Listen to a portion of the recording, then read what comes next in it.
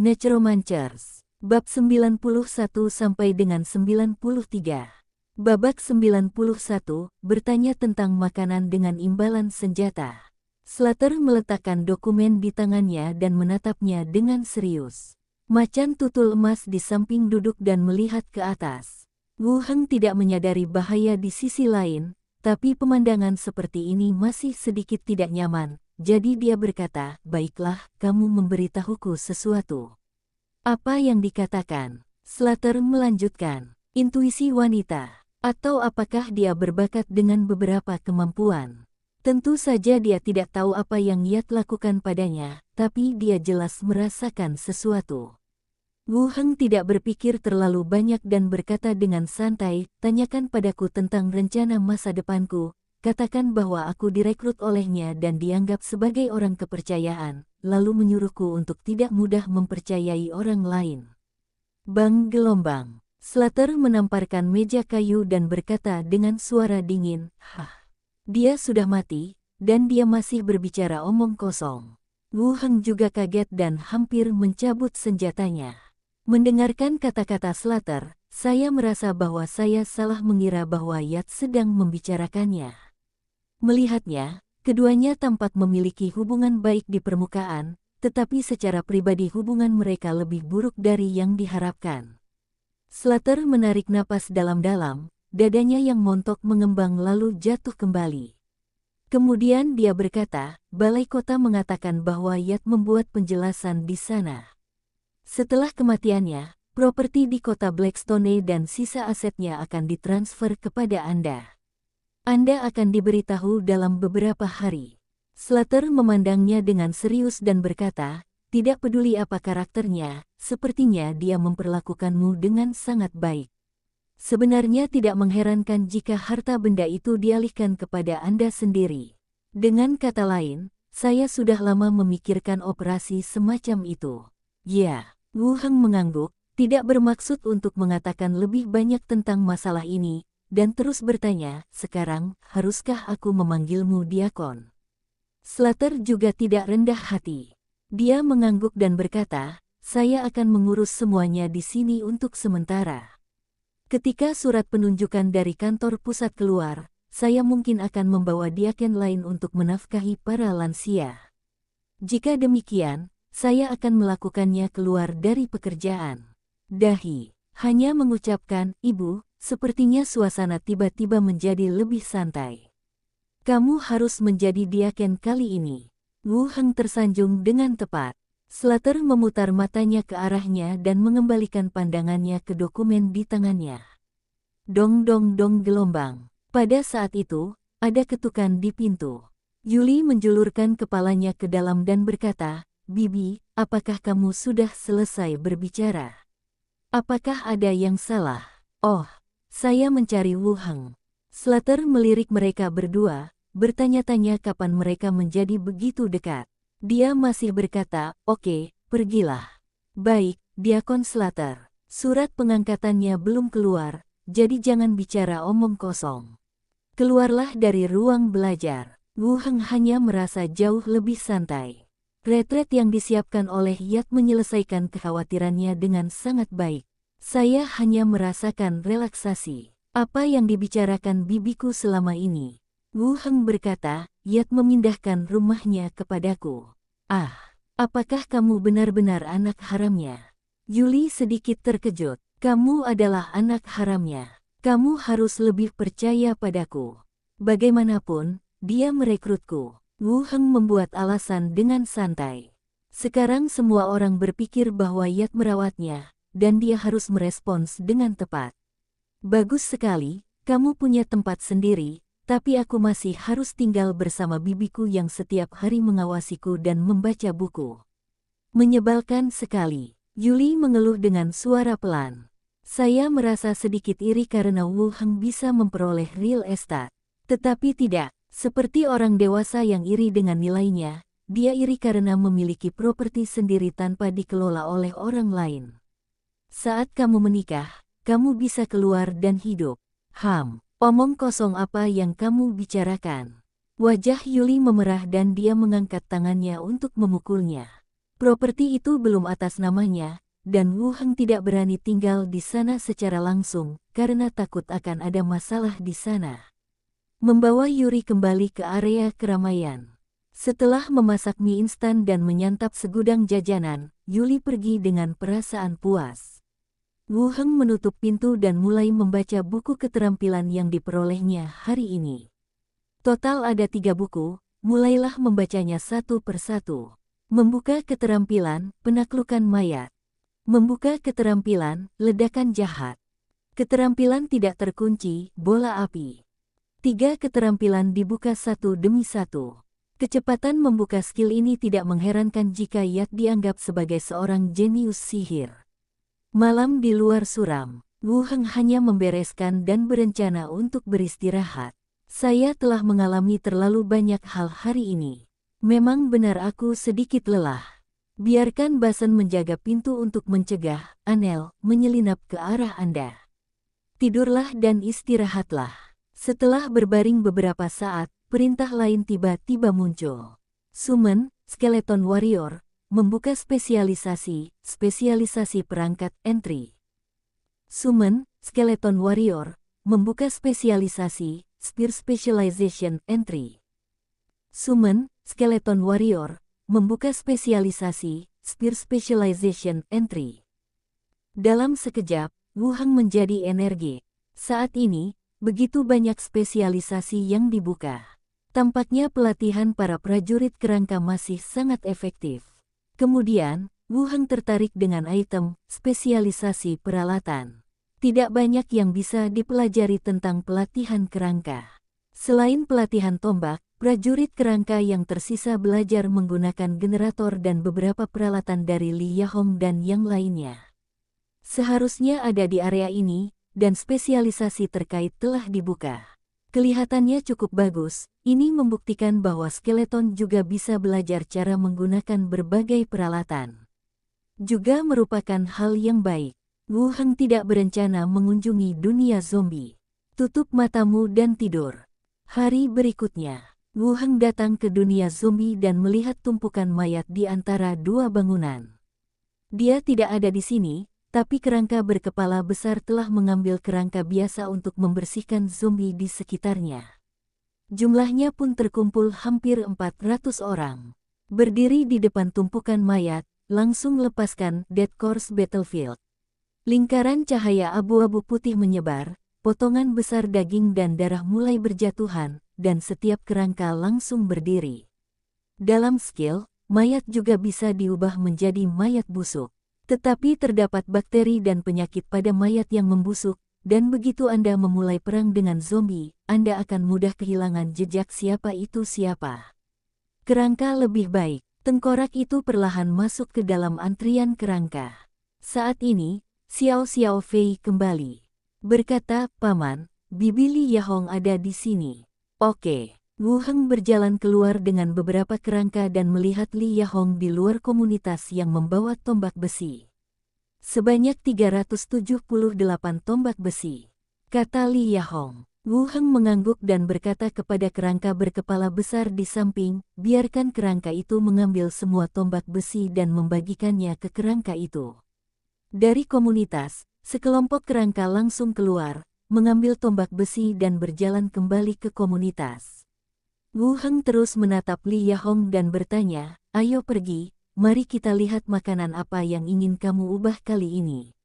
Li Yahong memalingkan muka dari tengkorak besar itu, oh, oke. Keduanya masuk ke dalam komunitas dan memesan gabuh yang ingin mereka tukarkan di ruang gudang.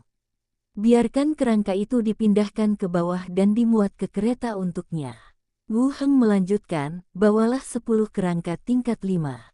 Segera, 10 kerangka tingkat 5 datang sambil memegang tombak besi.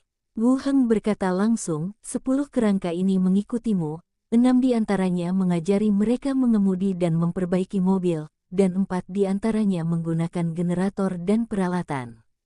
Hah, ajari mereka mengemudi. Mobil jenis ini. Li Yahong menunjuk ke samping mobil. Wu Heng mengangguk, yah, di dekat sini aman. Temukan tempat terbuka dan ajari mereka 2 kali, lalu biarkan mereka berlatih sendiri.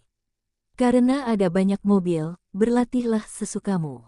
Dan Li Yahong dan yang lainnya pandai memperbaiki mobil, sehingga mereka dapat sepenuhnya memenuhi syarat untuk latihan. Ada apa? Apakah kamu mengalami masalah? Tidak, tidak, saya akan mengaturnya setelah saya kembali. Wu Heng mengangguk. Setelah berpikir sejenak, dia terus bertanya, apakah Anda masih memiliki kontak dengan penjara Chengnan? Anda sering mendengar mereka menerima para penyintas dan meminta semua orang berkumpul untuk menemui mereka. Penjara dibangun jauh dari kota. Jumlah zombie di sana lebih sedikit dan memang lebih aman. Tetapi makanan adalah sebuah masalah. Wu Heng terus bertanya, apakah mereka masih bertukar gandum? Saya ganti baju. Saya bertanya di sini kemarin bahwa mereka harus kekurangan makanan. Baiklah. Mari kita hubungi mereka dan tentukan jumlah makanan untuk ditukar dengan senjata dan peluru mereka. Li Yahong tercengang. Saya benar-benar perlu mengganti senjata saya. Babak 92, apakah kita benar-benar akan berubah? Mendengar Wu Heng berencana menukar gandum dengan senjata, Li Yahong masih sedikit linglung. Belum lagi nilai makanan saat ini tidak kalah dengan senjata. Bahkan jalan menuju penjara pun tidak mudah untuk dilalui. Penjara dibangun di lokasi yang jauh dari pertemuan penduduk. Mungkin diperlukan waktu beberapa hari untuk berjalan ke sana dengan kaki Anda. Jika Anda berkendara ke sana, Anda harus mempertimbangkan kemacetan lalu lintas di jalan dan monster zombie yang tertarik di sepanjang jalan. Li Yahong berpikir sejenak dan berkata dengan bijaksana, makanan sudah ada di tangan dan bisa ditukar kapan saja. Jalannya juga masih panjang, jadi urusan ganti senjata sebenarnya bisa ditunda. Dikatakan juga di radio bahwa peluru memiliki tingkat mematikan tertentu, tetapi zombie ini tidak memiliki rasa sakit dan kehidupan, dan mereka akan terus menyerang jika peluru ditembakkan ke tubuh mereka. Bukannya tidak ada gunanya, tetapi sulit untuk mencapai efek mematikan senjata api terhadap manusia. Selanjutnya, pasukan kerangka sekarang sepenuhnya mampu melindungi area sekitarnya, dan sulit untuk melihat zombie di dekatnya.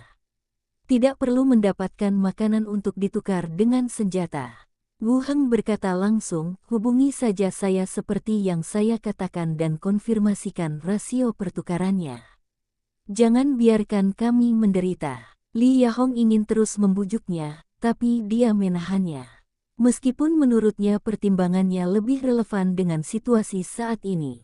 Tapi makanannya disediakan oleh pihak lain, jadi tidak peduli bagaimana dia menukarnya atau ingin menukarnya dengan apa. Bicaralah terlalu banyak dan Anda mungkin membuat orang lain bosan. Hanya bisa mengangguk, oke, saya akan mencoba menghubungi pihak lain ketika saya kembali. Setelah membicarakan hal-hal penting, keduanya berbicara tentang situasi terkini di stasiun radio. Stasiun utama masih mempopulerkan pengetahuan bertahan hidup setiap hari, serta beberapa kata motivasi, jangan menyerah, dan bersatu bersama. Juga menerbitkan beberapa contoh perubahan fisik pada penyintas. Ada peningkatan pendengaran dan penglihatan, serta peningkatan kebugaran fisik. Dalam pandangan Wu Heng, ini sebenarnya adalah beberapa peningkatan atribut yang dibawa oleh inti mayat. Peningkatan pendengaran, penglihatan, dan panca indera mengacu pada peningkatan persepsi, sedangkan kebugaran jasmani mengacu pada kekuatan dan fisik. Wu Heng memiliki panel atribut, yang memungkinkan Anda mendeteksi perubahannya dengan lebih jelas. Sisanya sedikit lebih kabur. Membagikan hal-hal ini di radio sebenarnya adalah semacam motivasi. Beritahu para penyintas yang tersisa bahwa manusia semakin kuat dan belum mencapai situasi putus asa. Keduanya mengobrol sebentar, lalu Li Yahong mengambil makanan sebagai gantinya dan bergegas menuju bengkel mobil. Dan diikuti oleh 10 kerangka putih.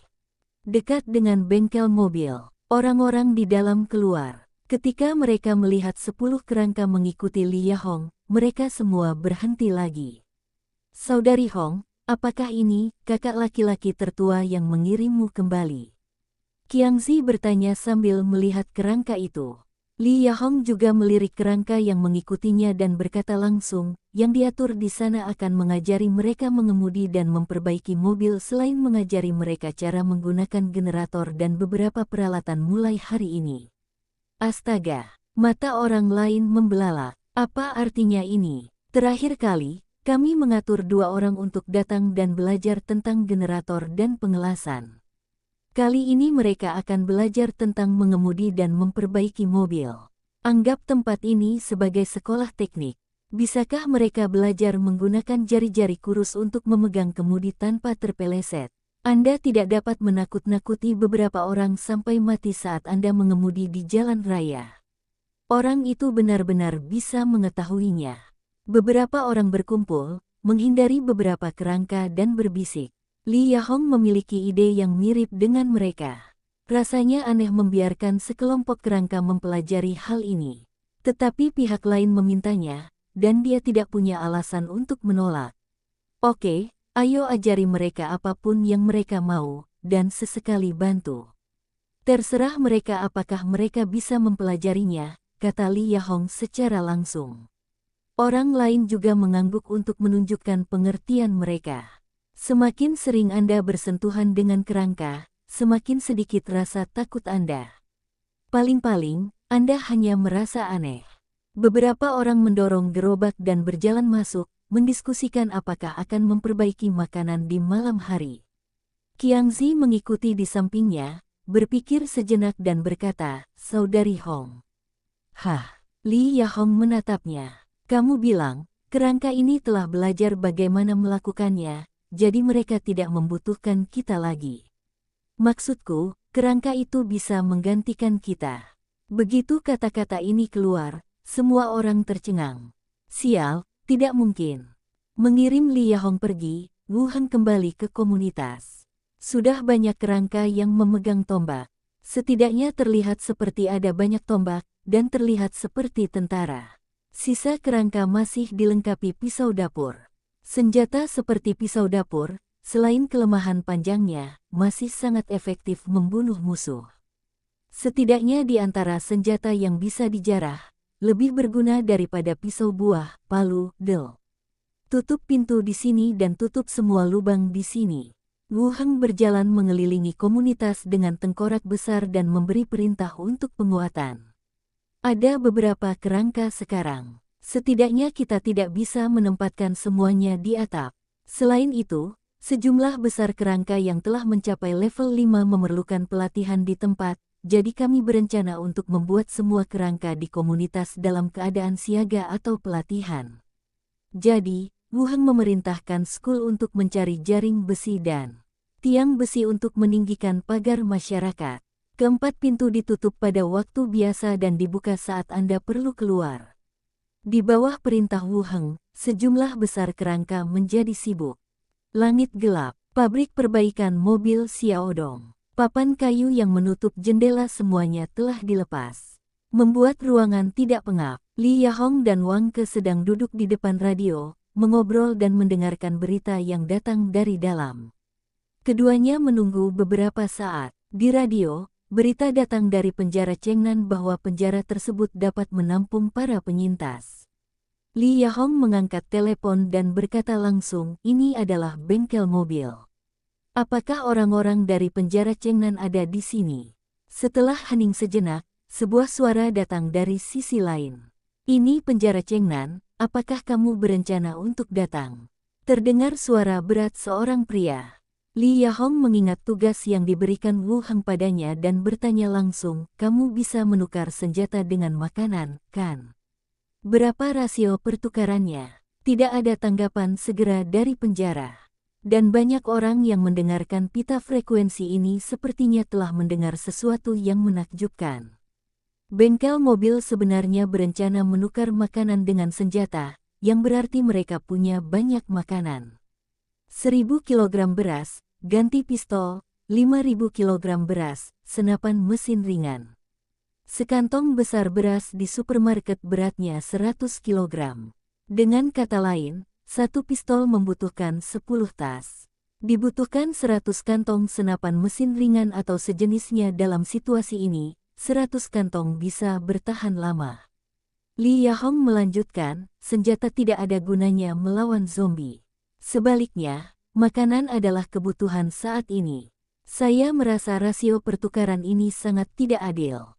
Jangan buang waktu. Berapa harga yang ingin kamu tukarkan? Pihak lain terus bertanya. Li Yahong berpikir sejenak, lalu berkata, 300 kilogram beras. Saya bisa menukarnya dengan senapan mesin ringan jika saya bisa.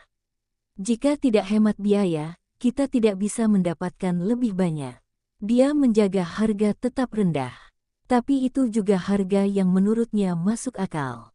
Apa gunanya pistol? Bahkan jika Anda keluar untuk mencari perbekalan, siapapun yang berani menembak hanya akan mati lebih cepat jika senjatanya menarik sekelompok zombie. Makanan lebih penting. Setelah beberapa saat, orang di seberang menjawab, "Oke, berapa banyak yang perlu kamu ganti? Bagaimana cara menghitung pelurunya?" Li Yahong menjawab, "Kami perlu mendiskusikannya dan menghubungi Anda terlebih dahulu." "Ya, dan Anda bisa datang langsung. Ada tembok pertahanan di sini yang bisa diganti untuk memberikan kehidupan yang aman." "Terima kasih, saya belum mempertimbangkannya." Setelah panggilan berakhir, Li Yahong menghela nafas lega. 3 kantong beras untuk senapan mesin ringan, Raja Yama harusnya puas. Lagi pula, tombak besi yang dibuat di sini bisa ditukar dengan sekantong beras, berbagai kaleng bir, dan sebagainya. Sangat bagus untuk menukar 3 karung beras dengan senapan mesin ringan. Dapat dianggap bahwa saya telah menyelesaikan tugas yang sulit. Mengenai membiarkan salah satu bangsanya masuk penjara, Li Yahong bahkan tidak mempertimbangkannya sekarang. Pihak lain mengira dia punya cukup makanan, tapi nyatanya itu bukan miliknya. Jika dia pergi sendiri, dia tidak hanya tidak bisa membawakan makanan, tapi dia juga akan kelaparan. Pasti tidak akan lulus. Keduanya tidak lagi menghubungi satu sama lain, dan suara-suara lain terdengar melalui radio. Ini adalah stasiun kereta, dan ada zombie cacat berkeliaran di luar. Adakah di antara kalian yang bisa menyelamatkan kami? Di sisi lain, penjara Chengnan. Ruangan pengap dipenuhi dengan bau yang tidak sedap. Beberapa pria berotot bertelanjang dada dengan tato besar berkeliaran di meja bermain kartu. Saudara Long benar-benar akan mengganti senapan mesin ringan. Seseorang melemparkan kartu di tangannya dan melihat ke sini dan bertanya. Duduk di depan radio, seorang pria kuat berambut pendek berbalik dan berkata, "Saya baru saja menipu dia untuk datang ke sini. Kemudian orang-orang dan makanan akan diambil, dan tidak semuanya akan menjadi milik kita."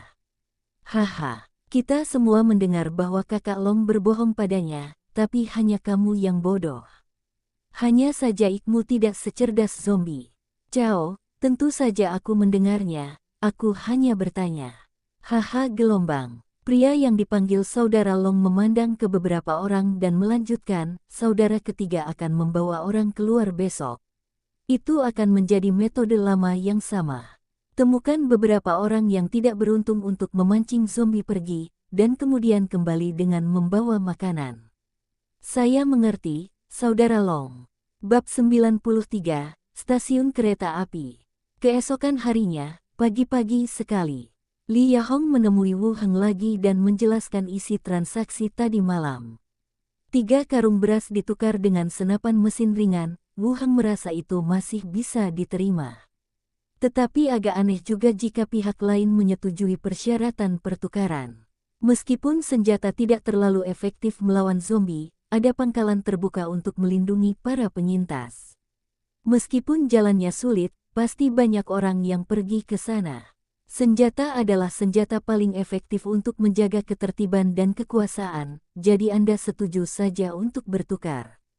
Rasanya sedikit aneh, tetapi saat ini, makanan memang merupakan bahan yang diperlukan, lebih penting daripada senjata.